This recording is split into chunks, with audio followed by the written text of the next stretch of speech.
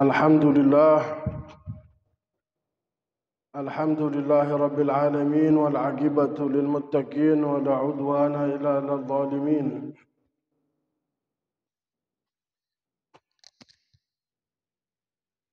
Assalatu wassalamu ala asyrafil anbiya wal mursalin sayyidina wa nabiyyina wa maulana Muhammadin wa ala alihi at-tayyibin at-tahirin wa ala ashabihi غر الميامين وعلى جميع آبائه وإخوانه من الأنبياء والمرسلين وعلى كل منهم الصحابة أجمعين وعلى ملائكة المقربين وجميع عباد الله الصالحين وعلينا معهم وفيهم برحمتك يا أرحم الراحمين. سبحانك لا علم لنا إلا ما علمتنا إنك أنت العليم الحكيم. Rabbi shrah li sadri wa yassir li amri wahlul 'uqdatam min lisani yafqahu qawli. Amin Allahumma amin. Alhamdulillah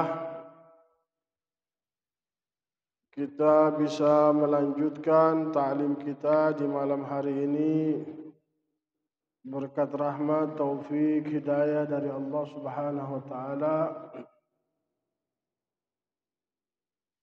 Mudah-mudahan diberikan kita semua ilmu yang bermanfaat, difahamkan tentang semua ajaran agama kita, dan diberikan taufik untuk bisa mengamalkan dengan sebaik-baiknya. Amin ya rabbal alamin. Hadirin yang dirahmati Allah,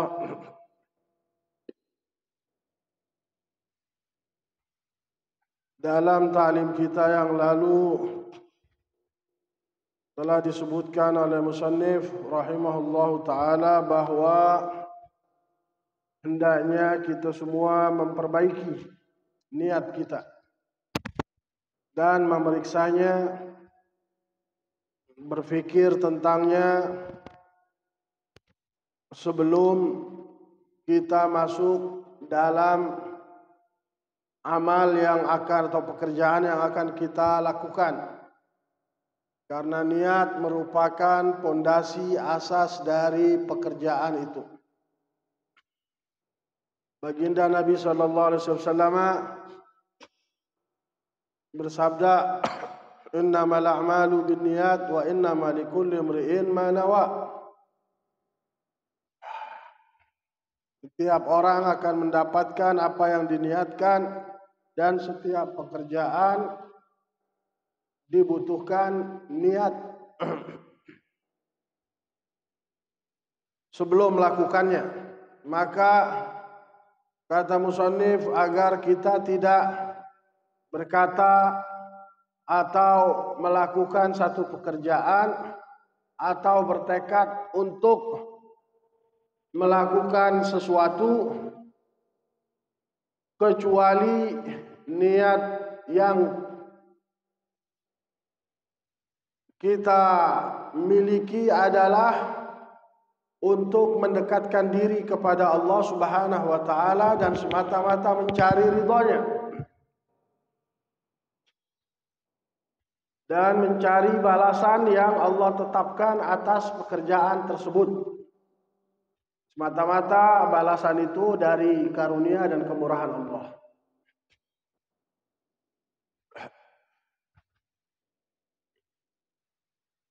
Kemudian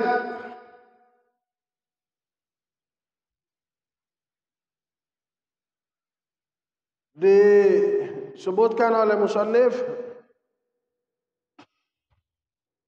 bahwa niat seseorang tidak akan berdampak kalau yang dia lakukan adalah maksiat. Ya. Niat baiknya tidak akan berdampak jika yang dilakukan adalah maksiat. Bagaimana sesuatu yang najis, ainiyah, yang bendanya itu najis, itu tidak bisa dibersihkan walaupun dengan air yang banyak. Nah, dia kalau najisnya ainiyah tidak akan berguna penyucian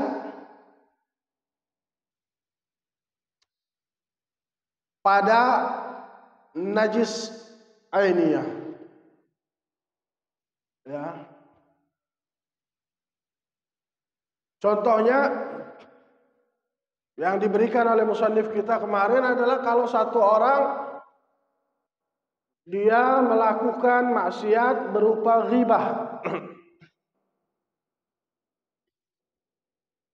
Menggosipin orang, ya, membicarakan orang, tapi dengan niat untuk membuat senang lawan bicaranya.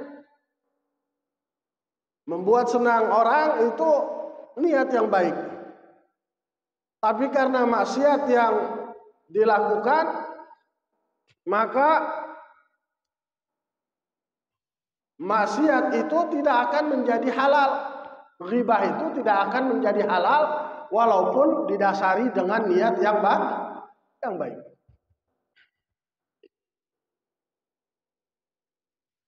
Begitupun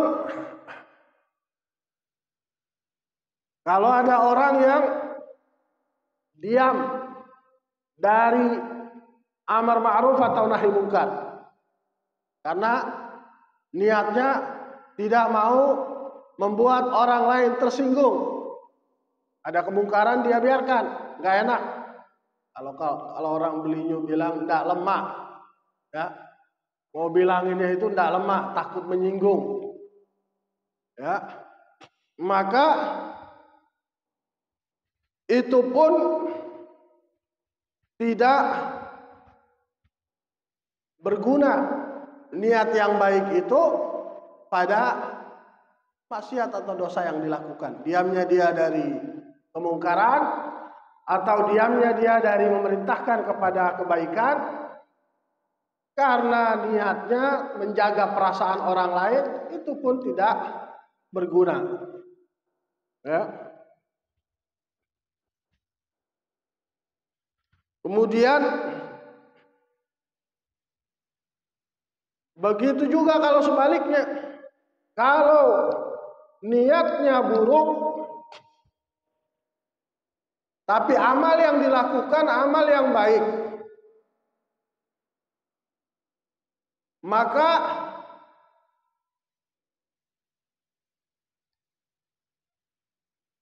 niat yang buruk itu merubah amal yang baik yang dilakukan menjadi buruk. Ya, seperti orang niatnya sholat, ngaji, tapi amalnya amal baik, sholat, ngaji, tapi niatnya ingin dilihat oleh orang, riya, ingin dianggap atau disebut sebagai orang yang suka ibadah. Ya, amalnya baik, tapi niatnya buruk, maka amal yang baik itu akan dirusak oleh niat yang buruk.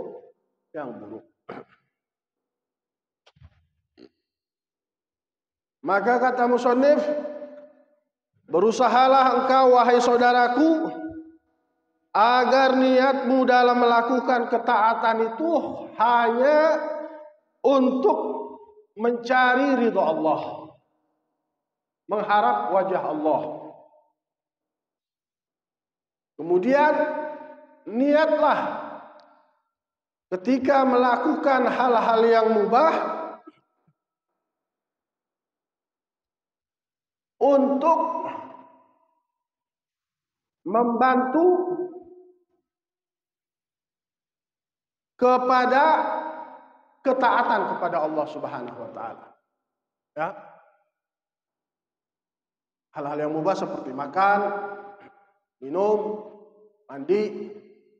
Ya, ketika kita melakukan hal-hal yang mubah itu hendaknya kita berniat dengan melakukan amal mubah itu untuk membantu kita kuat melakukan ketaatan kepada Allah.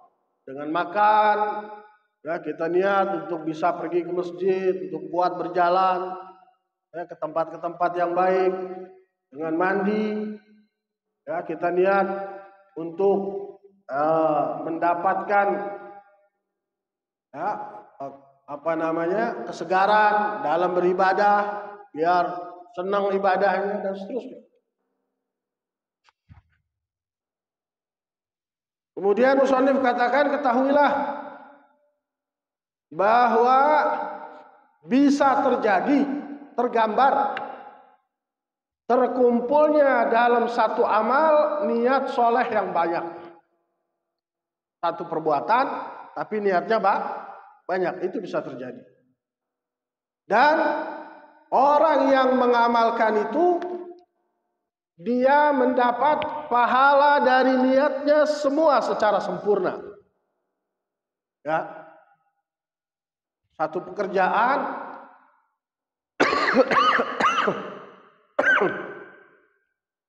bisa kita niatkan dengan niat yang banyak dan kita dapat semua itu. Ya, dapat semua pahalanya dari niat kita. Dicontohkan oleh musannif seperti ketika niat membaca Quran, pertama dalam membaca Quran itu dia niat munajah Allah kepada Allah Subhanahu wa taala. Ya, niat berdoa, berbicara dengan Allah. Yang kedua, karena kata musannif fa innal qari munajin rabbah. Karena orang yang membaca Quran itu sama saja dia berdialog dengan Tuhannya. Yang kedua, dia bisa juga niat ketika membaca Quran mengeluarkan ilmu-ilmu dari Al-Quran yang dimana Al-Quran itu merupakan sumber ilmu. Yang ketiga, dia juga bisa niat memberikan manfaat kepada orang yang mendengarkan atau orang yang mendengar. Ya. Apa bedanya orang yang mendengarkan dan mendengar? Yang mendengarkan itu orang yang sengaja mendengar. Ya. Yang mendengar orang yang enggak sengaja mendengar. Yaitu biasanya disebut sama para fuqaha dalam bab sujud sahwi, dalam bab sujud tilawah. Disunahkan sujud tilawah lis-sami'in wal mustami'in. Disunahkan sujud tilawah buat orang yang mendengar dan orang yang mendengarkan. Orang yang mendengar maksudnya dia sengaja mendengar. Orang yang mendengarkan tidak sengaja mendengar. Gitu ya. Itu udah 3. Tentu ada niat-niat yang lain. Ya, ketika baca Quran, dia bisa niat berdialog dengan Allah, dia bisa niat memohon kepada Allah, berdoa kepada Allah ketika baca Quran. Dia juga bisa niat mengeluarkan ilmu-ilmu yang ada di dalam Al-Quran. Dia juga bisa niat memberikan manfaat, memberikan peringatan kepada orang yang mendengar atau orang yang mendengarkan. Dan niat-niat yang lainnya, niat-niat soleh yang lainnya. Maka ketika dia niat dengan 3 niat itu, dia dapat semua pahalanya. Pahala munajat dia dapat, pahala ta'lim mengeluarkan ilmu dari Al-Quran dia dapat, pahala memberikan manfaat kepada orang yang mendengarkan atau yang sengaja mendengarkan atau tidak sengaja mendengarkan, dia juga dapat. Ya. Kemudian musannif juga mencontohkan kepada kita dari amal-amal yang mubah. Ya. Misalkan makan. Dengan makan dia niat mengerjakan perintah Allah Subhanahu wa taala. Karena Allah memerintahkan kita untuk makan. Dalam firman-Nya Allah katakan, ya ayyuhalladzina amanu kulu minat thayyibati ma razaqnakum min thayyibati ma razaqnakum. Wahai orang-orang yang beriman, makanlah dari hal-hal yang baik yang kami berikan kepada kalian. Satu. Ya, yang kedua, dia dengan makan bisa niat menguatkan dirinya untuk melakukan ketaatan, untuk bisa jalan ke masjid, untuk bisa berdiri sholat, ya, untuk bisa melakukan gerakan-gerakan sholat yang semuanya butuh tenaga, butuh kekuatan. Maka ketika makan dia niat itu juga untuk menguatkannya dalam ibadah dan taat. Yang ketiga, dia juga bisa niat tasabbub fi istikhraj syukur minka li rabbika idh yaqulu subhanahu kulu min rizqi rabbikum washkurulah. Yang ketiga, dia berniat untuk memunculkan rasa dengan makan itu, dia niat untuk memunculkan rasa syukur kepada Allah Subhanahu wa taala dari dirinya. Ya. Kita kalau habis makan, ya, kita ngerasa mendapat kenikmatan, makanya kita bilang alhamdulillah untuk memunculkan rasa syukur itu. Ya. Maka kata musannif, ketika dia niat seperti itu dapat semua pahala niatnya. Ya, walaupun amalnya cuma satu, makan. Walaupun amalnya cuma satu, baca Quran. Tapi kalau niatnya banyak, niat-niat baik yang banyak, dia dapatkan semua secara sempurna niat pahala dari niat baiknya itu. Maka faqis ala hadaini mithalain ma'adahuma min at-ta'ati wal mubahat. Kata musannif, kiaskanlah atas dua contoh itu dari ketaatan-ketaatan dan amal-amal yang mubah lainnya. Ya. Wastakthir min sholihin niyat juhdak. Dan perbanyaklah dari niat yang baik semampumu. Ya. Ketika kita datang ke masjid, ya, kita niat untuk melaksanakan perintah Allah. Kita hadir di majelis ilmu, kita niat menghilangkan kebodohan dari diri kita, dari orang lain. Kita niat menambah rasa takut kepada Allah Subhanahu wa taala dengan bertambahnya ilmu dan niat-niat yang lainnya. Kemudian kata musannif, kalau kata niat itu disebutkan, maka yang dimaksud dengan kata niat itu adalah satu dari dua makna. Yang pertama, bahwa niat adalah ibarah atas keinginanmu atau maksudmu yang membawa dirimu untuk bertekad melakukan satu amal atau perkataan. Itu niat. Ya. Kalau ada kata niat disebutkan secara umum, maka maknanya bisa satu dari dua hal.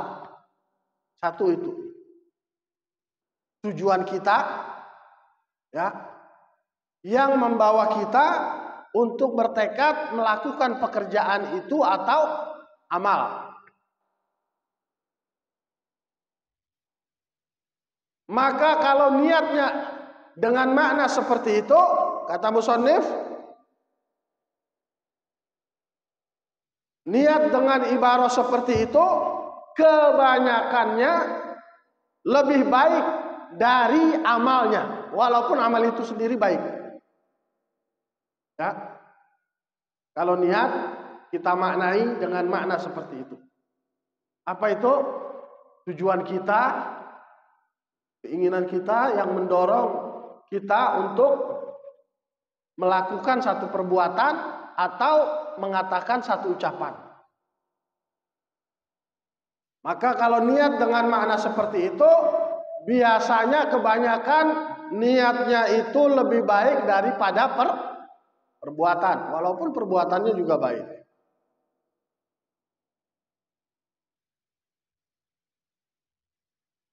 Dan niat yang buruk yang seperti itu juga biasanya lebih buruk daripada amalnya.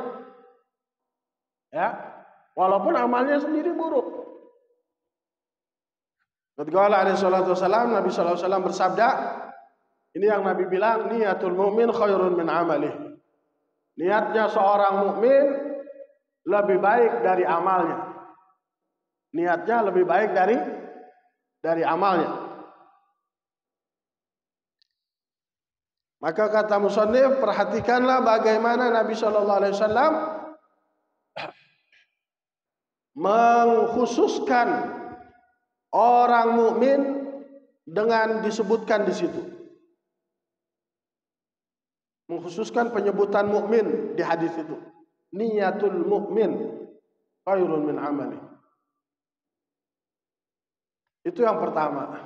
Yang kedua, kalau kita dengar kata niat, bisa jadi maknanya ini yang kedua. Yaitu ibarah dari keinginan kita mengerjakan sesuatu dan tekad kita untuk melakukannya.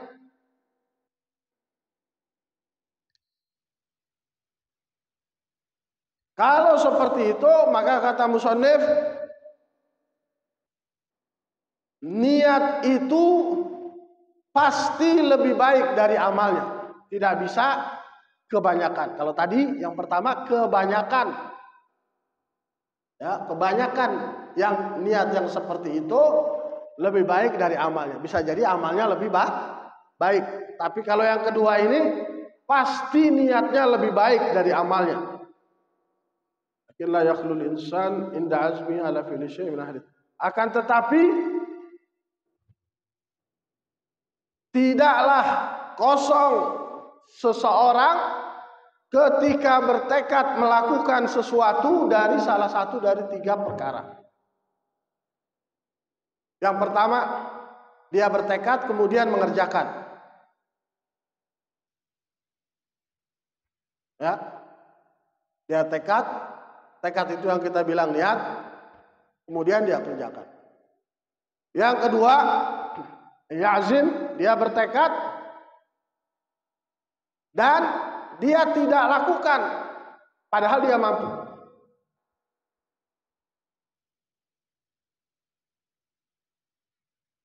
Dan hukum dari keadaan ini dan yang sebelumnya, yang kedua dan yang pertama tadi telah dijelaskan, telah datang dan dijelaskan pada riwayat dari Ibnu Abbas radhiyallahu anhuma dari Rasulullah sallallahu alaihi wasallam bahwa beliau bersabda, "Innallaha katabal hasanat was sayyi'at."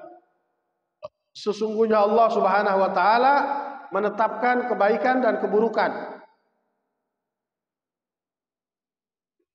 Kata Nabi menjelaskan kemudian, siapa yang berkeinginan untuk kebaikan dan dia tidak melakukannya, maka ditulis oleh Allah satu pahala yang sempurna.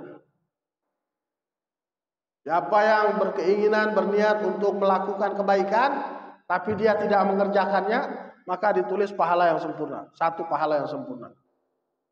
Tapi kalau dia kerjakan, maka ditulis 10 pahala sampai 700 kali lipat, sampai ya, dilipat gandakan dengan pahala yang banyak yang tidak ditentukan.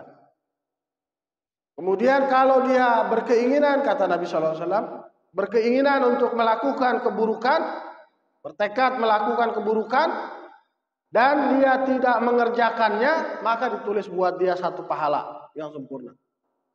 Ya, satu pahala yang sempurna, ya betul. Tapi kalau dia mengerjakan, maka ditulis satu dosa. Ya, itu untuk yang pertama dan yang kedua. Keadaan yang ketiga,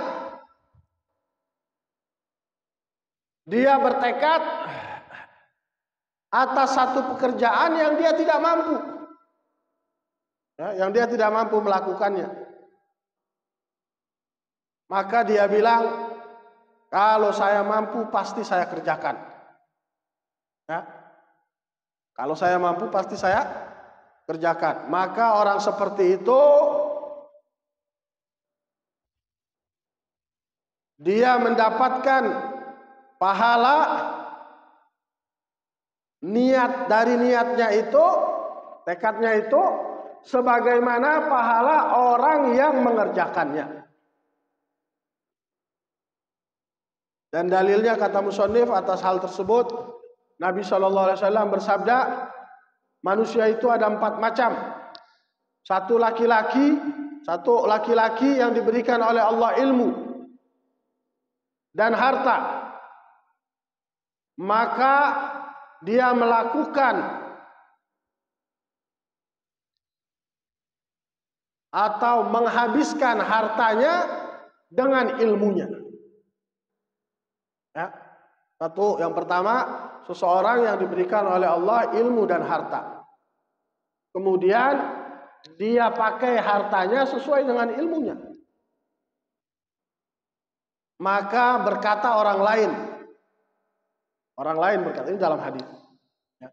Orang lain berkata, yang tidak diberikan ilmu, tidak diberikan harta.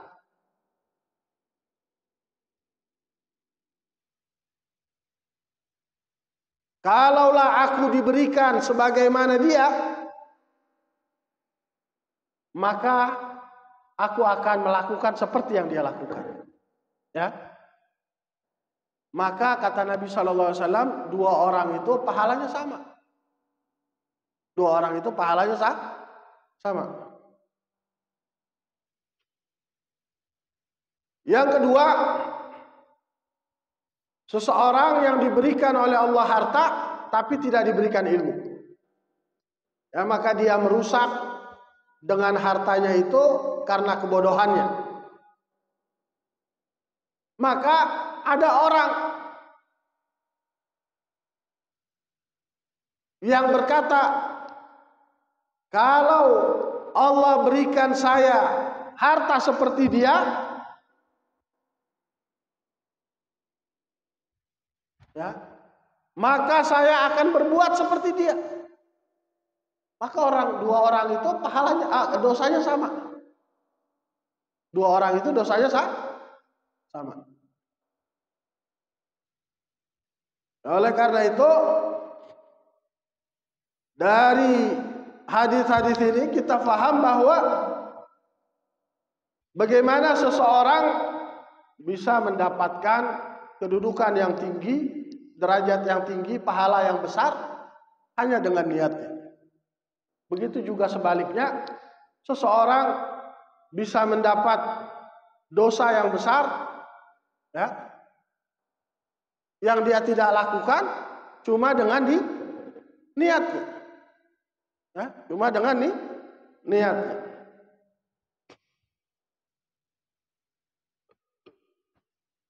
Kemudian musannif mengatakan, dan hendaknya wahai saudaraku, engkau muraqabah, memperhatikan perhatian Allah Subhanahu wa taala kepadamu di setiap gerakanmu dan diammu,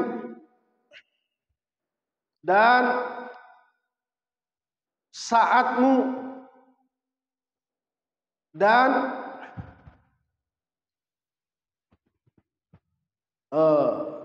kedipan matamu atau lintasan yang ada dalam dirimu dan keinginanmu dan seluruh keadaanmu. Maka istash'ir qurbuhu mink, maka rasakanlah bahwa dia dekat denganmu. Ketahuilah bahwa dia melihatmu, memeriksamu, tidak tersembunyi darinya apapun yang engkau sembunyikan. Wa ma ya'zubu an rabbika mithqalu dzarratin fil ardi wala fis sama'. Dan tidak ada yang luput dari Tuhanmu dari sebesar biji atom di langit atau di bumi. Wa in tajhar bil qawli fa innahu ya'lamu sirra wa akhfa. Kalau engkau mengeraskan perkataanmu, maka dia Allah mengetahui yang tersembunyi dan yang engkau sembunyikan, yang rahasia dan yang tersembunyi. Ya, wa huwa ma'aka aina ma kunta bil ilmi wal ihata wal iktidar. Dan dia bersamamu di mana saja engkau berada dengan ilmunya, dengan pemeriksaannya. Al-ihatah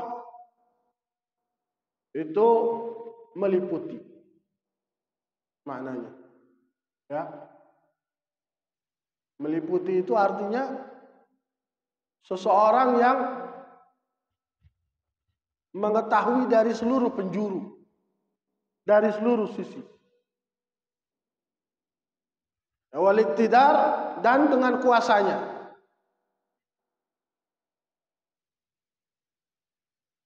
Dan kata musannif, dia Allah Subhanahu wa taala yadulluka ma'al hidayah wal i'anah, akan menunjukkanmu dengan hidayah dan bantuannya dan penjagaannya, in kunta minal abrar, kalau engkau termasuk orang yang baik.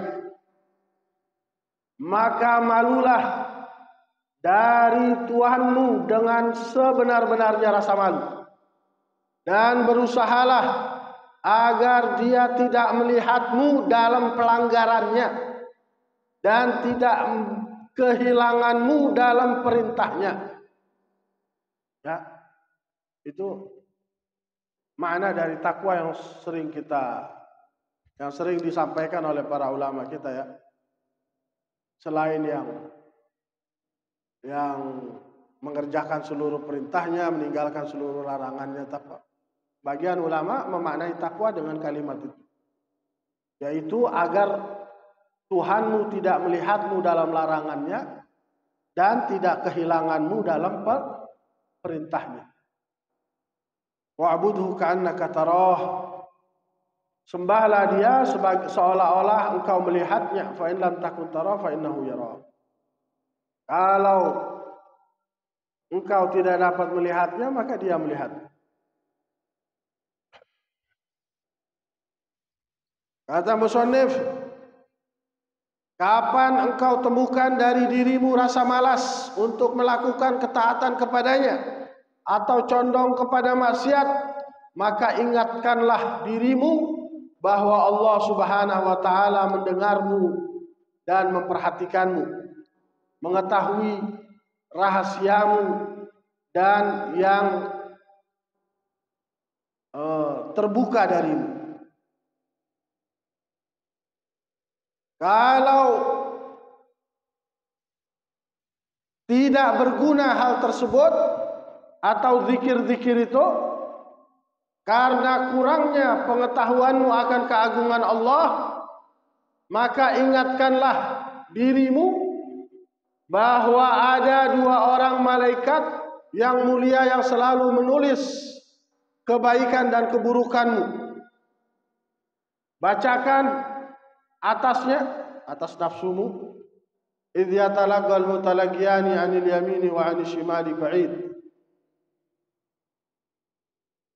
ma yalfidhu min qawlin illa ladayhi raqibun atid.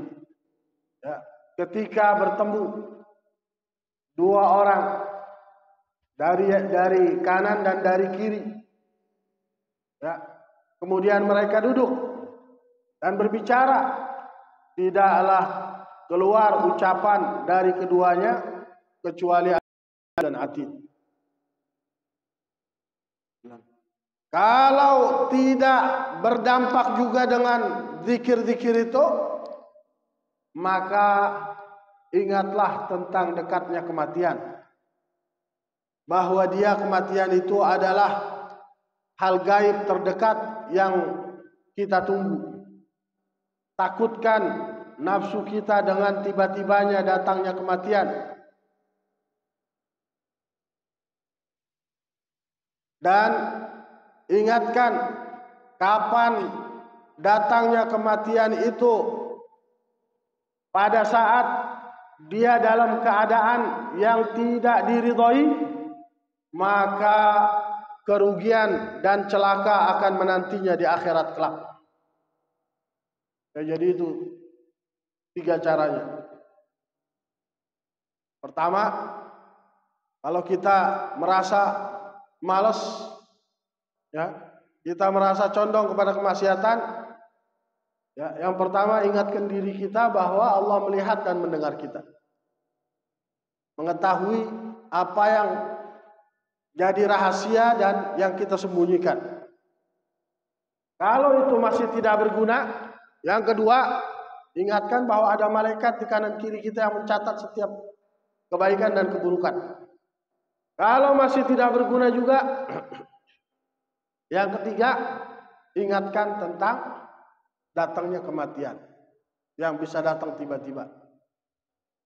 Nah, maka kata Al-Imam Al-Ghazali,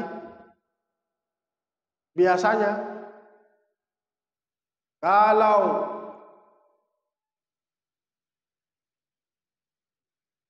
rasa malas atau ingin bermaksiat itu muncul dari nafsu, maka dapat dikalahkan dengan mengingatkan nafsu kita akan dekatnya kematian. Ya, sebagaimana disebutkan dalam Minhajul Abidin. Kalau ada lintasan-lintasan buruk, bisikan-bisikan dalam diri kita untuk melakukan keburukan, kita berzikir udah, kita ingat Allah udah, kita masih aja muncul, ya, biasanya itu muncul dari hawa nafsu, dari dalam diri kita, dari nafsu kita. Dan kata para ulama kita, yang paling kuat dalam mengusir keinginan-keinginan buruk itu adalah, lintasan-lintasan buruk itu adalah diingatkan tentang dekatnya dengan kematian. Ya.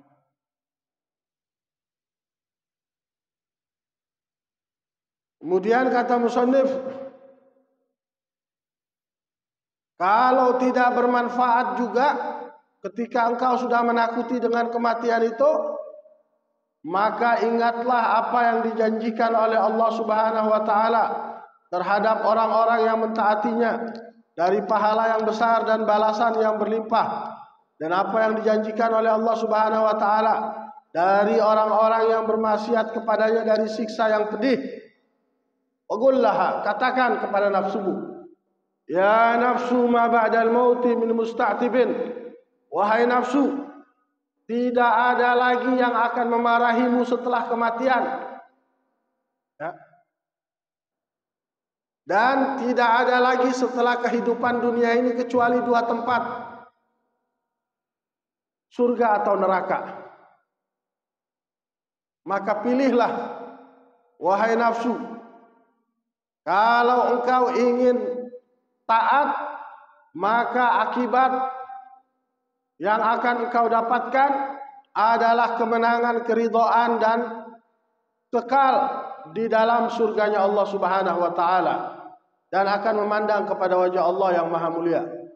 Tapi kalau engkau ingin maksiat, maka akibatnya adalah kehinaan, siksa, kerendahan, kemurkaan, ya, dan terpenjara dalam tingkatan-tingkatan nerakanya Allah Subhanahu wa taala. Kata musannif, fa'alij nafsaka bihadhihi al-adhkar an taqa'udiha anit ta'a wa rukuniha ila al-ma'siyah. Maka lawanlah nafsumu, obatilah nafsumu dengan zikir-zikir ini dari malasnya dia untuk berbuat ketaatan atau condongnya dia kepada maksiat. Wa innaha minal adwiyatin nafi'ah li amradil qulub. Karena sesungguhnya itu adalah obat-obat yang sangat berguna untuk penyakit-penyakit hati.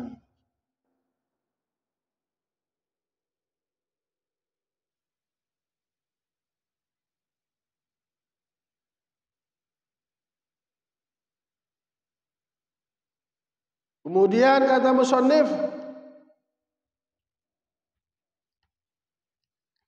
kalau muncul dari dalam hatimu ketika engkau merasakan Allah melihatmu, malu, muncul rasa malu yang mencegahmu dari melanggar atau dari menentangnya dan mendorongmu untuk giat dalam ketaatan kepadanya, maka engkau memiliki sedikit daripada hakikat muraqabah. Ya.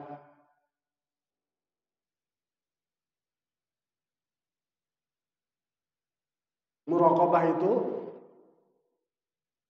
salah satu kedudukan yang mulia yang baginda Nabi Sallallahu Alaihi Wasallam dalam hadisnya yang terkenal yang tadi sudah disebutkan oleh musannif, ya, yaitu hendaknya kita menyembah Allah seolah-olah Allah melihat kita. Nah, ketahuilah bahwa muraqabah, kata musannif, merupakan salah satu maqam yang mulia dan kedudukan yang tinggi, derajat yang tinggi, yaitu maqamul ihsan, yang diisyaratkan oleh baginda Nabi sallallahu alaihi wasallam, al-ihsanu an ta'budallaha ka'annaka tarah. Ihsan adalah engkau menyembah Allah seolah-olah engkau melihatnya. Kalau engkau tidak melihatnya, maka dia melihatmu. Yang baris yang kedua, itulah yang namanya muraqabah. Kalimat yang pertama, itu yang disebut dengan musyahadah. Ya, kita menyaksikan, menyembah Allah seolah-olah kita menyaksikannya, melihatnya. Itu yang namanya musyahadah. Kalau kita tidak melihatnya, maka dia yang melihat kita. Itu yang namanya muraqabah.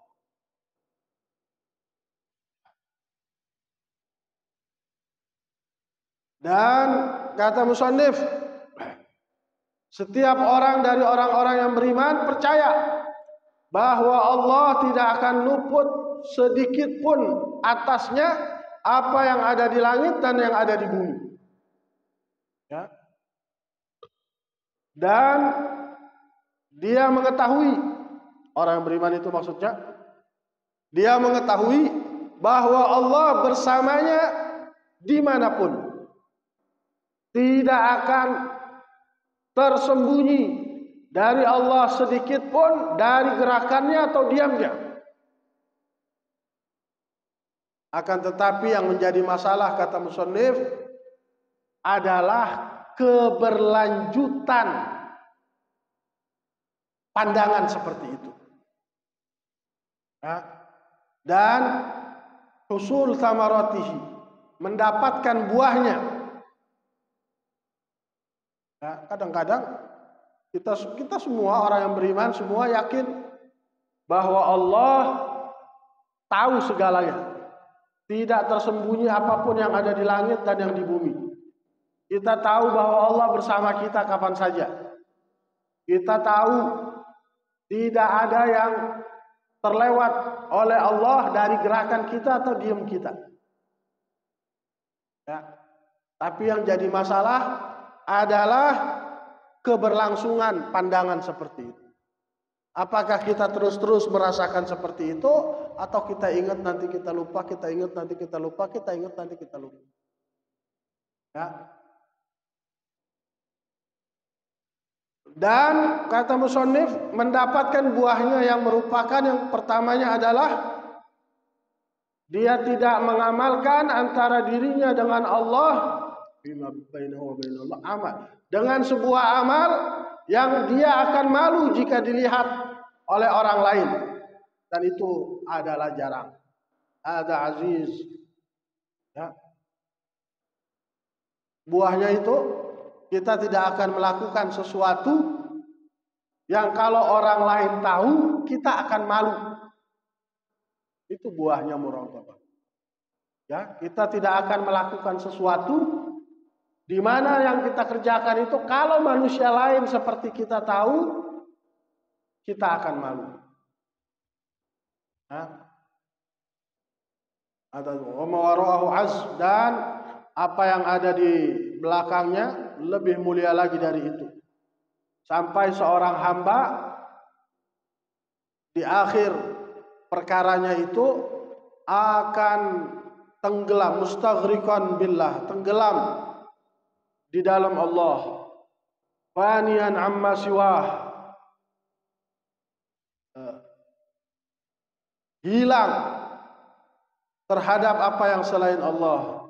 Wa qad ghaba 'anil khalqi bi syuhudil haq, dan telah ghaib dari makhluk dengan menyaksikan al-haq.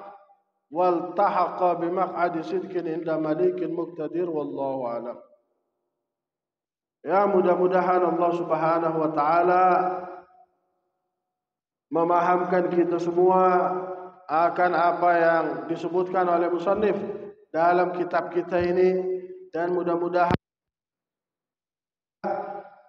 memberikan kita semua perasaan-perasaan seperti itu, merasa diperhatikan, merasa diawasi oleh Allah Subhanahu wa taala dalam setiap gerak dan diam kita, dan mudah-mudahan Allah Subhanahu wa taala sampaikan kita semua kepada derajat ihsan. Amin ya rabbal alamin. La hadhihi yakul sari wa la hadratin nabi sallallahu alaihi wasallam imam al-habib Abdullah bin Haddad صلي وفر والدينا ديك مشايخنا ومشايخ المسلمين اجمعين ان الله يتغشاهم برحمه من يقول اختم لنا لكم بالحسنى فخير في العافيه. فاتحه.